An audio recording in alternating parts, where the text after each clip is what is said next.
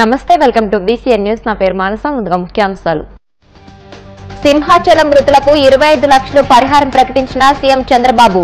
బాధిత కుటుంబ సభ్యులకు దేవాదాయ శాఖ పరిధిలోని ఆలయాల్లో అవుట్ సోర్సింగ్ ఉద్యోగం కల్పిస్తామని వెల్లడి. ఆప్కాస్ ను నిర్వీర్యం చేసేందుకు కూటమి సర్కార్ కుట్ర చేస్తోంది. YCP employees and pensioners wing రాష్ట్ర అధ్యక్షుడు చంద్రశేఖర్ రెడ్డి ఆగ్రహం. వాడపల్లి వెంకన్న ఆలయంలో ప్రత్యేక పూజలు. మంగళ వాయిద్యాల నడుమ శ్రీ స్వామి అమ్మవార్లకు మేల్కొల్పు సేవ, ఐశ్వర్యలక్ష్మి హోమం. తిరుమల శ్రీవారిని దర్శించుకున్న టీమిండియా మాజీ క్రికెటర్ శ్రీశాంత్. ఆలయ మర్యాదలతో స్వాగతం పలికిన అధికారులు. కామెర్లకు ప్రకృతి వైద్యం కనిపెట్టి దేశవ్యాప్తంగా లక్షలాది మందికి వైద్య సేవలు అందించిన వెల్ల గ్రామంలోని గుండుబోగుల సూర్యారావుకు పద్మ పురస్కారం కోసం కృషి చేస్తానని కేంద్ర ఉక్కు భారీ పరిశ్రమల శాఖ సహాయ మంత్రి భూపతిరాజు శ్రీనివాస్ వర్మ అన్నారు. డాక్టర్ బిఆర్ అంబేద్కర్ కోనసీమ జిల్లా రామచంద్రాపురం మండలం వెల్ల గ్రామంలోని శ్రీ గుండుబోగుల సూర్యారావు కామెర్ల వైద్య నిలయం శతాబ్ది ఉత్సవ వేడుకల్లో ముఖ్య అతిథిగా ఆయన పాల్గొన్నారు. ఈ సందర్భంగా కేంద్ర మంత్రి శ్రీనివాస్ వర్మ మాట్లాడుతూ గత 100 సంవత్సరాలకు పైగా లక్షలాది మంది కామెర్ల రోగులను నయం చేసి మానవ సేవే మాధవ సేవగా భావించి వెల్లమందును సేవా దృక్పథంతో పంపిణీ చేస్తూ ప్రజల మన్ననలు పొందుతున్న గుండుబోగుల సూర్యారావు కుటుంబ సభ్యుల సేవలు అభినందనీయమన్నారు. సూర్యారావుకు పద్మ పురస్కారం కేంద్ర ప్రభుత్వం ఇచ్చే విధంగా సిఫార్సు చేయాలని సూర్యారావు కుటుంబ సభ్యులు గ్రామస్తులు చేసిన విజ్ఞప్తిపై స్పందించిన కేంద్ర మంత్రి వర్మ తప్పనిసరిగా ప్రయత్నం చేస్తానని అన్నారు. పద్మ పురస్కారానికి సూర్యారావు అర్హులు అన్నారు. ఈ సందర్భంగా సూర్యారావు కుటుంబ సభ్యులకు శ్రీ గుండుబోగుల సూర్యారావు కామెర్ల వైద్య నిలయం ట్రస్ట్ ను ఆయన ప్రారంభించారు. ఈ శతాబ్దోత్సవ వేడుకల్లో మంత్రి వాసంశెట్టి సుభాష్, ఎమ్మెల్సీ సోము వీర్రాజు, తోట త్రిమూర్తులు, ఎమ్మెల్యే నిమ్మకాయల చినరాజప్ప తదితరులు పాల్గొన్నారు.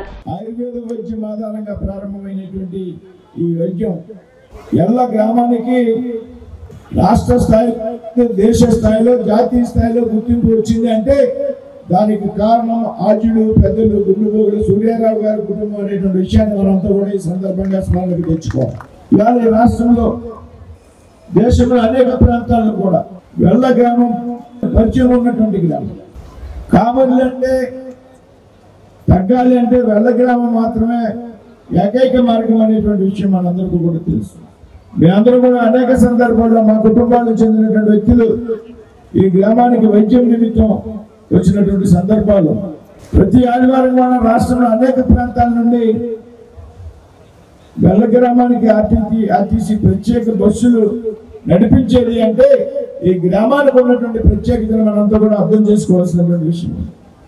శ్రీ తోట త్రిమూర్తులు గారు ప్రస్తావించినటువంటి విషయం ఏదైతే ఉందో, సూర్యారావు గారిని పద్మ అవార్డుల కోసం సిఫార్సు చేయాలనేటువంటి ఆయన పెట్టినటువంటి ప్రతిపాదన చాలా చక్కటి ప్రతిపాదన అనడంలో ఏమాత్రం కూడా సందేహం లేదు. తప్పనిసరిగా సూర్యారావు గారు పద్మ అవార్డుకి అర్హులు అనడంలో కూడా ఏమాత్రం సందేహం లేదు. ఒకప్పుడు ఏదైతే పద్మ అవార్డులు ఉన్నాయో అది పద్మశ్రీ కానీ, పద్మభూషణ్ కానీ, పద్మవిభూషణ్ కానీ పైరువీల ఆధారంగా రాజకీయంగా ఉన్నటువంటి పలుకుబడి ఆధారంగా ఇచ్చేటువంటి సాంప్రదాయం దేశంలో ఉంది. అదే నరేంద్ర మోడీ గారు ప్రధానమంత్రిగా బాధ్యతలు స్వీకరించారు.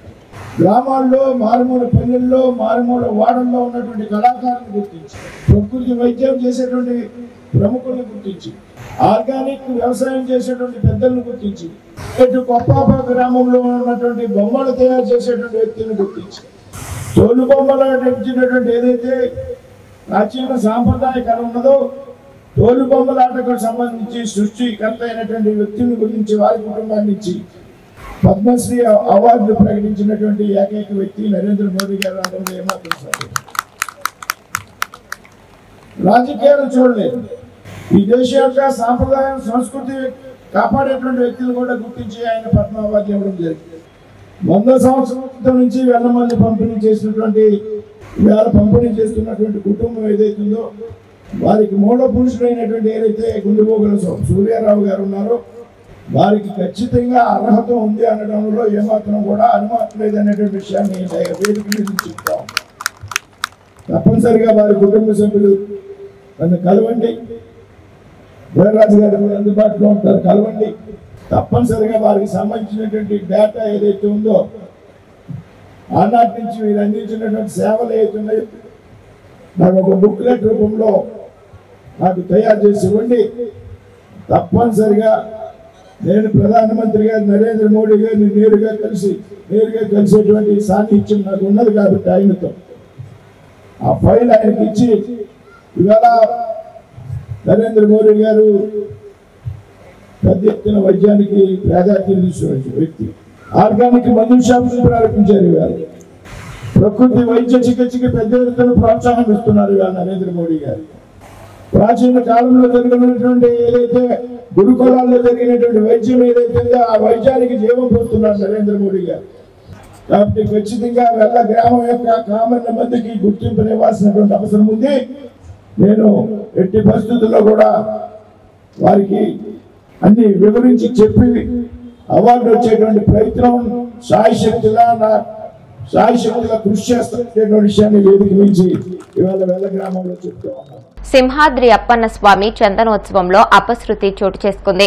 స్వామివారి నిజ రూపాన్ని దర్శించుకునేందుకు వచ్చిన భక్తులపై గోడ కూలడంతో 8 మంది మృతి చెందారు, పలువురు గాయపడ్డారు. మంగళవారం అర్ధరాత్రి దాటిన తర్వాత సింహాచలంలో భారీ వర్షం కురిసింది. దీంతో సింహగిరి బస్టాండ్ నుంచి ఎగువకు వెళ్లే మార్గంలో షాపింగ్ కాంప్లెక్స్ వద్ద 300 టికెట్ క్యూ లైన్ పై సిమెంట్ గోడ కూలింది. దీంతో శిథిలాల కింద పలువురు చిక్కుకున్నారు. వెంటనే ఎన్డీఆర్ఎఫ్ సిబ్బంది, అధికారులు సహాయక చర్యలు చేపట్టారు. శిథిలాల కింద మరికొందరు ఉండవచ్చన్న అనుమానంతో 10కి పైగా అంబులెన్స్లు అందుబాటులో ఉంచారు. హోంమంత్రి అనిత, కలెక్టర్, సిపి సహాయక చర్యలను దగ్గర ఉండి పర్యవేక్షిస్తున్నారు. ఈ అపశృతి పట్ల ముఖ్యమంత్రి చంద్రబాబు, ఉప ముఖ్యమంత్రి పవన్ దిగ్భ్రాంతి వ్యక్తం చేశారు. మృతుల కుటుంబాలకు తన ప్రగాఢ సానుభూతి తెలియజేశారు. ఎప్పటికప్పుడు పరిస్థితిని సమీక్షిస్తున్నారని సీఎం చంద్రబాబు ఎక్స్ వేదికగా వెల్లడించారు. చనిపోయిన వారి కుటుంబాలకు ఒక్కొక్కరికి 25 లక్షల చొప్పున పరిహారం, గాయపడిన వారికి 3 లక్షల పరిహారం ప్రకటించారు. బాధిత కుటుంబ సభ్యులకు దేవాదాయ శాఖ పరిధిలోని ఆలయాల్లో అవుట్ సోర్సింగ్ విధానంలో ఉద్యోగ అవకాశం ఇచ్చేందుకు ప్రభుత్వం నిర్ణయం తీసుకుంది. అన్ఫార్చునేట్ థింగ్ గోడ పడిపోవడం వలన సుమారుగా 7 ప్రాణాలు కోల్పోవడం జరిగింది. అందులో 4 పురుషులు ఉన్నారు, 3 స్త్రీలు ఉన్నారు. ఇంకా మిగతా రెస్క్యూ ఆపరేషన్స్ కూడా జరుగుతున్నాయి. ఈ సంఘటన జరిగింది అని తెలిసిన వెంటనే ఇమీడియట్ గా ఎస్డీఆర్ఎఫ్ బృందాలు, ఫైర్ డిపార్ట్మెంట్, పోలీస్ డిపార్ట్మెంట్, అదేవిధంగా ఇక్కడ పనిచేస్తున్న వాలంటీర్స్ చిన్నపిల్లలైనా వారికి చేతులకు దండం పెట్టాలి. నిజంగా వాలంటీర్స్ అయితే ఇమీడియట్ గా కొంతమందిని బయటకు తీసుకొచ్చి హాస్పిటల్ కూడా తరలించారు. ఎన్డీఆర్ఎఫ్ టీం కూడా ఆల్బోర్డ్ అయింది. ఎన్డీఆర్ఎఫ్ టీం 2, ఎస్డీఆర్ఎఫ్ టీంలో 2, fire department and police department అందరూ కలిసి రెస్క్యూ ఆపరేషన్స్ కూడా చేస్తున్నారు. మొత్తం అంతా క్లియర్ చేస్తున్నారు. అందరూ కూడా నిజంగా చనిపోయిన కుటుంబాలకి కూడా సంతాపం తెలియజేసుకుంటున్నాం. గవర్నమెంట్ తరఫున కూడా మ్యాక్సిమం అన్ని ప్రికాషన్స్ తీసుకున్నాం. కేవలం ఈ భారీ వర్షము, అదేవిధంగా ఈ గాలి దుమారం వల్ల మ్యాక్సిమం జరిగిన యాక్సిడెంట్ దయచేసి ఇంకా ఫర్దర్ గా డీటెయిల్స్ అని వస్తాయి. మెయిన్ ప్రికాషన్స్ విషయంలో ఒక 2 days బ్యాక్, 3 days బ్యాక్ అంటే ఈ క్యూ లైన్ లో మొత్తం ఆ క్యూ లైన్ అన్ని మేము చెక్ చేసుకున్నాం. ఇది అన్ఫార్చునేట్, అక్కడ గోడ ఉంది. ఆ గోడ పిల్లర్ తో కట్టాడా, సిమెంట్ తో కట్టాడా, బ్రిక్ తో కట్టాడా అన్నది ఎవరు కూడా నేను చూసుకోవాలి. కానీ విషయం ఏంటవుతుందంటే అక్కడ విపరీతంగా వర్షం పడుతుంది. మీకు తెలుసు, మీరు ఆ టైంలో ఉన్నారు. నేను కూడా వర్షంలో తలుచుకుని దర్శనం చేసుకుని వచ్చాను. నేనే కాదు, పట్టు వస్త్రాలు సమర్పించడానికి వచ్చిన రెవెన్యూ మినిస్టర్ గారు కూడా వర్షంలో తలుచుకుని వెళ్ళారు. భారీ వర్షం తెచ్చుకుని వెళ్ళాను. ఈ వర్షం నేను దర్శనం చేసుకుని బయటకు వచ్చాను. ఇలా ఇన్ఫర్మేషన్ వచ్చింది గోడ కూలిందని. 1 or 2 ఇంజురీస్ అన్నారు. అయినప్పటికీ కూడా నేను వచ్చి చూస్తానని చెప్పి నేను పుట్అవుట్ వచ్చాను. అప్పటి నుంచి ఇప్పటి వరకు నేను ఎక్కడ ఉండడం జరిగింది. అంటే ఎక్కడ కూడా రెస్క్యూ ఆపరేషన్స్ లో కానీ నిర్లక్ష్యం ఎక్కడ కూడా చేయలేదు. ఇమీడియట్ గా క్షతగాతులు ఎవరైతే ఉన్నారో వాళ్ళందరినీ కూడా హాస్పిటల్ జరిగింది. మిగతా రెస్క్యూ ఆపరేషన్స్ కూడా జరుగుతున్నాయి. ప్లీజ్ మీద అన్ని కార్యక్రమాలు చేస్తారు. చెప్తామండి ఇది ఏ టైంలో కన్సల్ట్ జరిగింది, ఏ స్కీమ్ లో జరిగింది, ఎవరు కాంట్రాక్టర్, ఎవరు ఇంజనీర్, ఎవరు క్వాలిటీ కంట్రోల్ ఎవరు చేశారు, ఎవ్రీథింగ్ మేము ఇందులో ఎంక్వైరీ చేసుకుంటాం. ఎందుకంటే ఇక్కడ ప్రాణాలు కోల్పోయారు, ఈజీగా వదిలేయాల్సిన అవసరం లేదు. ఇందులో గవర్నమెంట్ కూడా చాలా సీరియస్ గా ఉంది. గవర్నమెంట్ కూడా చాలా సీరియస్ గా ఉంది. అన్ని కోణాల్లో నుంచి కూడా మేము విచారణ జరుపుతాం. ఎవరైతే బాధ్యులు ఉన్నారో బాధ్యులు కఠినంగా శిక్షించే ప్రక్రియ గవర్నమెంట్ ఇప్పుడైతే మేము ఐడెంటిఫై చేసుకుంటున్నాం. కంపల్సరీగా గవర్నమెంట్ నుంచి వాళ్ళు అరౌండ్ ఒక 3 members ఇంకో చూస్తున్నాం. సింహాద్రి అప్పన్న స్వామి చందనోత్సవంలో భక్తులపై గోడ కూలి 8 మంది ప్రాణాలు కోల్పోవడం పట్ల వైసీపీ నేతలు తీవ్ర విచారం వ్యక్తం చేశారు. మృతుల కుటుంబాలకు సంతాపాన్ని వ్యక్తం చేశారు. గాయపడిన వారికి మెరుగైన వైద్య సహాయం అందించాలని జిల్లా యంత్రాంగాన్ని కోరారు. జరిగిన ప్రమాదంలో మరణించిన కుటుంబాలను కేజీహెచ్లో మాజీ మంత్రి గుడివాడ అమర్నాథ్, వైసీపీ నేతలు మజ్జి శ్రీనివాసరావు, కేకే రాజు, ఎమ్మెల్సీ వరదు కళ్యాణి, పార్టీ ముఖ్య నాయకులు పరామర్శించారు. సింహాచలం దేవస్థానం చందనోత్సవం కార్యక్రమంలో ఆ స్వామి దర్శనం కోసం వచ్చిన భక్తులు క్యూ లైన్ లో ఉన్నప్పుడు గోడ కూలి 7 మంది చనిపోవడం, ఇంకొక కొందరు దెబ్బలు తగిలి హాస్పిటల్లో జాయిన్ అయ్యడం జరిగింది. నిజంగా చాలా బాధాకరం, చాలా దురదృష్టకరమైన సంఘటన జరిగింది. ఈ టెంపుల్ చరిత్రలో ఎప్పుడూ జరగలేదు ఇలాంటి సంఘటన. అసలు మనం తీసుకుంటే ఈ చందనోత్సవం కోసం మన రాష్ట్రంలో ఉన్న భక్తులే కాదు, చుట్టుపక్కల రాష్ట్రాలు ఒరిస్సా నుంచి కూడా వస్తారు. అలాగే మన విశాఖపట్నమే కాకుండా చుట్టుపక్కల జిల్లాల నుంచి అన్ని దగ్గర నుంచి కూడా ప్రజలు లక్షలాది మంది వచ్చి ఆ స్వామి నిజరూప దర్శనం చేసుకుందామని ఎంతో ఆశపడుతూ వస్తారు. అలాంటిది ఇలాంటి సంఘటన జరిగిందంటే ఇందులో కూడా నేను జడ్పీ చైర్మన్ గారు అక్కడ పరిశీలించడం జరిగింది. ఆ గోడ ఈ చందనోత్సవం కోసమని కట్టారంట.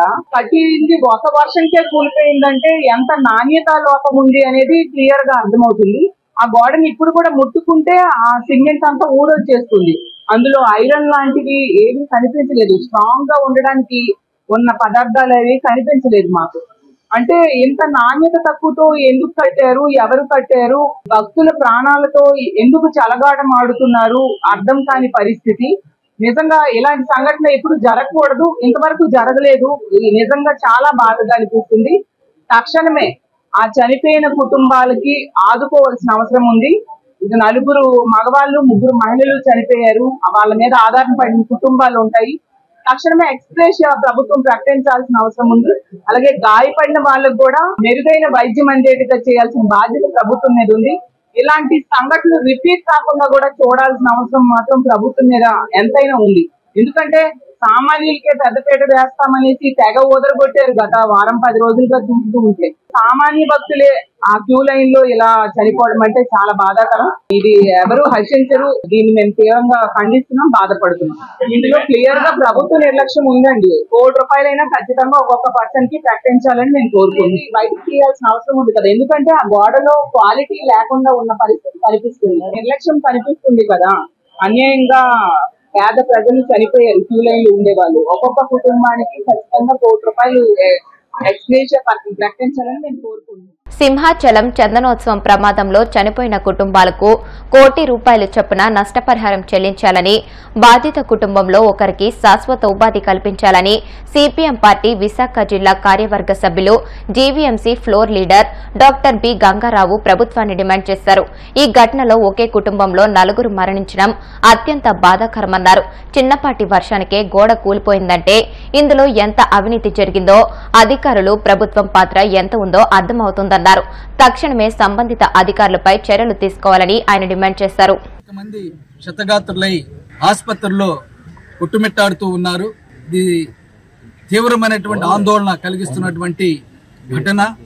ఈ చర్యకి బాధ్యులు ఎవరనేటువంటిది నేను ప్రశ్నిస్తూ ఉన్నాను. రాష్ట్ర ప్రభుత్వం తగిన భద్రతా చర్యలు తీసుకున్నట్లయితే ఈ దుర్ఘటన జరిగుండేది కాదు.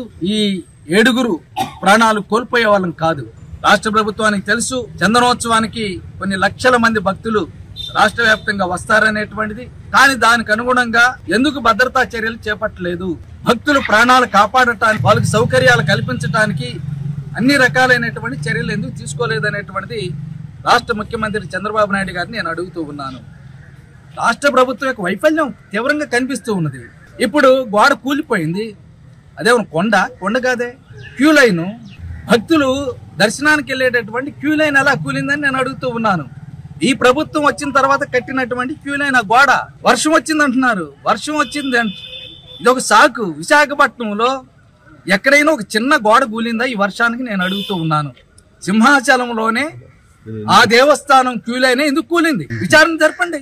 ఈ విచారణకు బాధ్యులుగా ఇప్పుడు ఎవరో ఒక అధికారిని బకరా చేసేసి వాడిని బాధ్యుని చేస్తున్నారు. భరత్ గారు ఎక్కడున్నారు? ఆ నియోజకవర్గం ఎమ్మెల్యే గంటా శ్రీనివాసరావు గారి నియోజకవర్గంలో ఉంది, వారు ఎక్కడున్నారు? మరి వీళ్ళందరూ కూడా సూపర్విజన్ చేయాల్సినటువంటి బాధ్యత లేదా? పర్యవసనాల్ని గమనంలో తీసుకొని ఇక్కడ ఆ చర్యలను చేపట్టినట్లయితే ఈ 7 చనిపోయేటటువంటి వాళ్ళు కాదు. కానీ అటువంటి చర్యలు కూడా ఏమాత్రం చేయట్లేదు. లెగిస్తే ఇప్పుడేమో దేవాలయాల్ని, హిందూ మతాన్ని, భక్తుల యొక్క మనోభావాలను తీసుకొని స్వార్థ రాజకీయాలను ఉపయోగించుకుంటున్నారు. ముఖ్యమంత్రి కానీ ఉప ముఖ్యమంత్రి లేస్తే సనాతన దేవాలయం, హిందూ మతము, హిందూ భక్తుల గురించి మాట్లాడుతూ ఉన్నారు. మరి వాళ్ళ యొక్క ప్రాణాలకి రక్షణ కల్పించేటటువంటి బాధ్యత మీకు ఎందుకు లేదు? చనిపోయినటువంటి వాళ్ళందరూ హిందువులే. మీ యొక్క నిర్లక్ష్యం వల్లే హిందువులు చనిపోయారు. మరి మీ స్వార్థ రాజకీయాలు విస్మరించేసి మతాన్ని, దేవాలయాల్ని, భక్తుల మనోభావాల్ని స్వార్థ రాజకీయాలకు వినియోగించుకోకుండా ఉన్నట్లయితే ఈ ప్రమాదం జరిగి ఉండేటటువంటిది కాదు. మీ యొక్క తీవ్రమైనటువంటి నిర్లక్ష్య ధోరణి వల్లనే చోటు చేసుకుందనేటువంటిది సిపిఎం పార్టీకి మేము భావిస్తున్నాం. అందువల్ల ఈ చనిపోయినటువంటి ప్రతి కుటుంబాన్ని ₹1 కోటి నష్టపరిహారంగా ప్రభుత్వం వెంటనే చెల్లించాలి. ముఖ్యమంత్రి గారు ఇక్కడికి రావాలి, డిప్యూటీ ముఖ్యమంత్రి గారు విశాఖపట్నం రావాలి, తగిన సమాధానం చెప్పాలి. ఇప్పుడు కాసేపు ప్రకటనలు.